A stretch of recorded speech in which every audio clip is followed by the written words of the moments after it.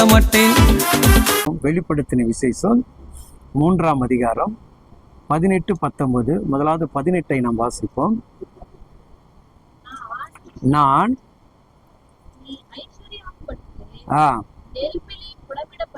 நெருப்பிலே புடமிடப்பட்ட பொன்னையும்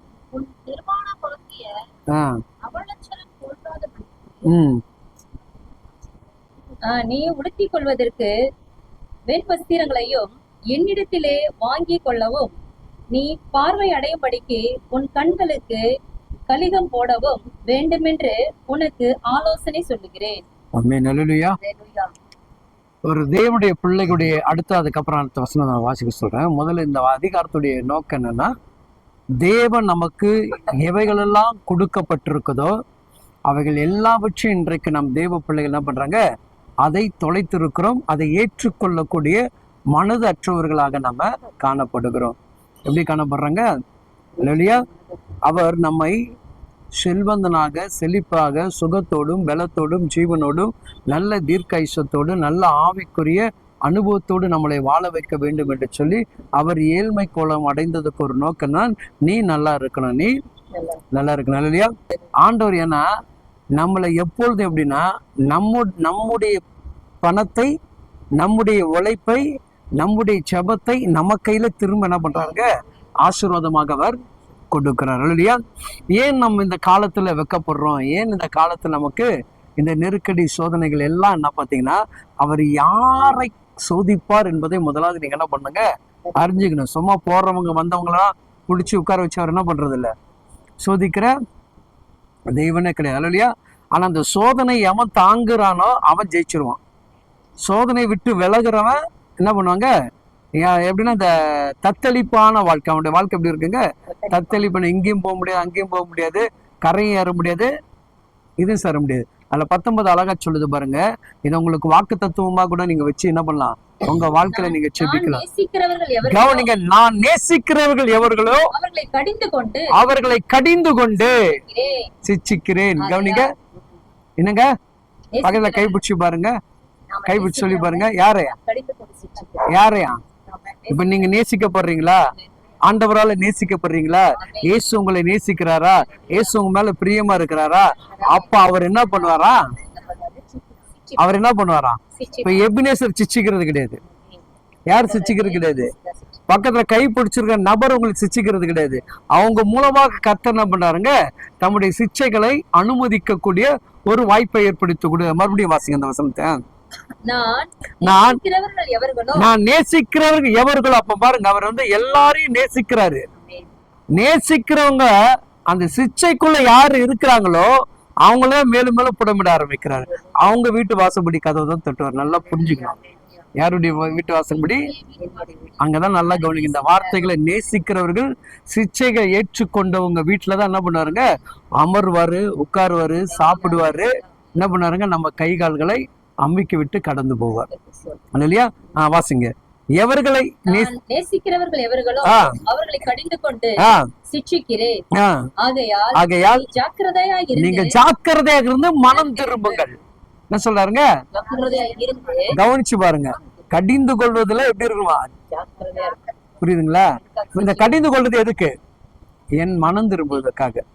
அதான் நான் நிறைய பேர் கிட்ட சொல்லுவேன், ஒரு பிரசங்கம் வந்து நம்மளை வந்து கிட்ட நம்ம நோக்கி வருதுன்னா நம்ம மனம் திரும்புவதற்காக தான் என்ன பண்றாருங்க, பேசுகிறார். வேற ஒரு நோக்கம் கிடையாது இல்லையா? அவருக்கு தேவைன்னா நீ அந்த சிச்சைக்குள்ள போய் மாட்டிக்கூடாது, உலகத்துடைய எச்சரிப்புக்குள்ள போய் நீ என்ன பண்ற கூடாது, மாட்டிக்கொள்ள கூடாது. அப்ப நீ அதுல என்ன பண்ண, ஜாக்கிரதையா இருந்து, ஜாக்கிரதையாக இருக்க சொல்ல, என்ன சொல்ற, ஜாக்கிரதையா இருந்து மனம் திரும்பு.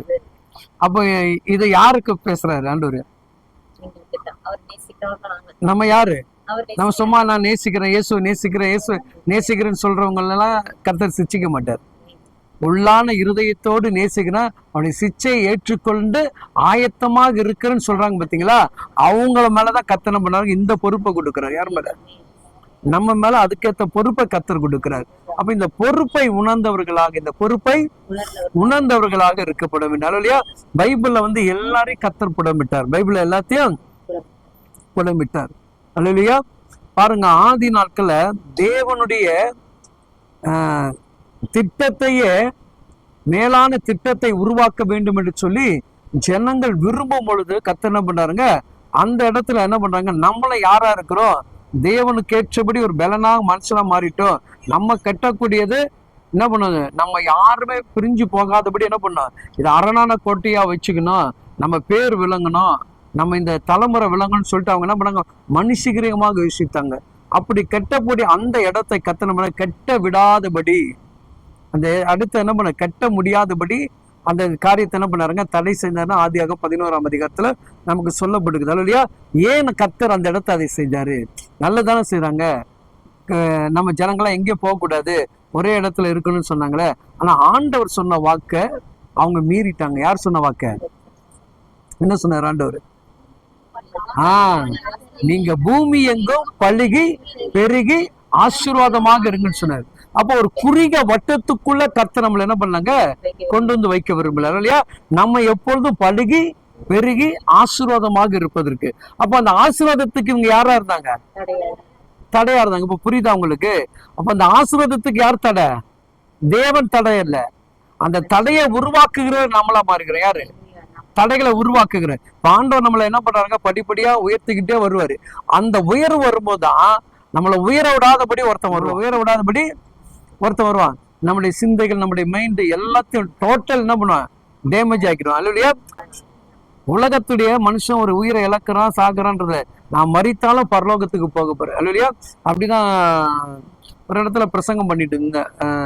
எனக்கு ரொம்ப நாள் அது ஒரு அம்மா பார்த்தீங்கன்னா செம குண்டு. எப்படி பார்த்தீங்கன்னா கிட்டத்தட்ட பார்த்தீங்கன்னா ஒரு 100 கிலோ மேல இருப்பாங்க அந்த அம்மா.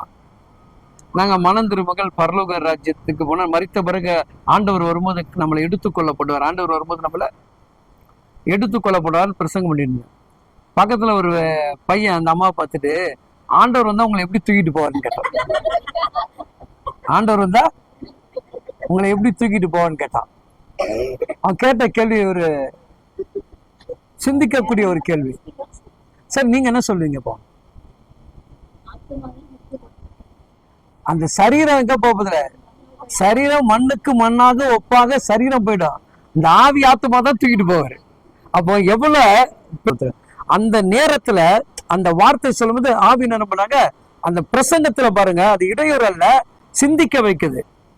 இப்ப அவங்களுக்கு ஒரு டவுட்டா இருக்குல்ல, அப்ப நம்ம ஆண்டவர் வரும்போது நம்மள எப்படி தூக்கிட்டு போவார் அப்படின்னு அந்த எண்ணம் வரும் இல்லையா.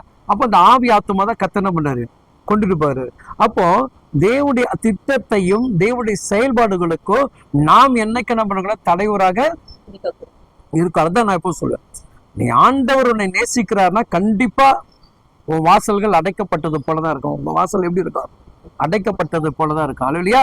ஏன்னா அவர் என்ன புடமிட ஆரம்பிச்சிட்டாரு. அந்த புடமிடும் போது என்ன பண்ணா, அதுல இருந்து கொஞ்சம் என்ன பண்ணுங்க, அந்த பொண்ணு கிண்ணெல்லாம் கொஞ்சம் கொஞ்சம் வெளியே வரும். இதை பார்த்தா யாருக்கு பிடிக்காது? நம்மள பொண்ணுலயும் வைரத்திலும் தங்கத்திலும் கொண்டு போகாத வைக்கக்கூடிய. அதனாலதான் ஆண்டவர் சொன்னாரு யோவான் சுவிசேஷத்துல 14 சொன்னாரு, உங்க இருதயங்கள் கலங்காமலும் பயப்படாம இருங்க. உங்க இருதயம் தோந்து போக வேண்டாம், உங்க இருதயம் என்ன பண்ண வேண்டாம், பயப்பட வேண்டாம். அப்போ நமக்கு என்ன சொல்றாரு, நான் போய் ஒரு ராஜ்யத்தை கெட்ட போகிறேன் அப்படின்னு சொல்றேன். அப்போ அந்த ராஜ்யத்துக்கு உட்பட்டவர்களை தான் கர்த்தர் சோதிக்கிறார். யாருங்க? இப்ப வெளிப்படுத்த விசேஷம்லாம் நீங்க படிச்சீங்கன்னா அது நிறைய காரியங்கள் இருக்கு. அதனால சொல்ல ஒரு குறிப்பிட்ட நபர் தான் எங்க போவாங்க, பரலோக ராஜ்யம் போன்னு சொல்லுவாங்க இல்லையா. அப்ப அந்த குறிப்பிட்ட நபரை கர்த்தனை பண்றாங்க, புடம்பிட்டு இருக்கிறாரு. ஸோ அந்த நபர்ல நம்மளா இருக்கிறோமா, அந்த புடம்பிடுதல நான் இருக்கிறேன்னா, அதுக்குண்டான தகுதி உடையவன நான் இருக்கிறேன், அதை தான் சிந்திக்கணும். இவங்க எனக்கு தகுதி, அவங்க தகுதியெல்லாம் நான் அதை பேர் பண்ணியே பார்க்கக்கூடாது. நான் அந்த இடத்துக்கு எனக்கு கர்த்தர் என்ன பண்றாரு, தகுதியா வச்சிருக்கிறாரா. அப்ப அந்த தகுதிக்கேற்ற நான் என்ன பண்ண இருக்கணும் இல்லையா. நான் ஆவிக்குரிய பிள்ளை எப்படி இருக்கணும், ஆவிக்குரிய பிள்ளை நான் எப்படி இருக்கணும், அந்த தகுதியை நான் என்ன பண்ணோம். நம்ம என்ன பண்றோம், அதெல்லாம் விட்டுட்டு நம்ம என்ன கேட்கிறோம், நமக்குன்னு ஒரு தகுதி நம்ம உருவாக்கிறோம். இவங்க என்ன மதிக்கல, இவங்க என்ன நேசிக்கல, இவங்க அது தகுதி கிடையாது இல்லையா. தகுதி என்னன்றதுனா என் பரிசுத்தமும் கர்த்தருடைய கிருபையும் கர்த்தருடைய அன்பும் கர்த்தருடைய தயவு இதை சேர்ந்து அந்த கலவை என்ன பண்ணணுங்க, வெளியே காட்டணும்.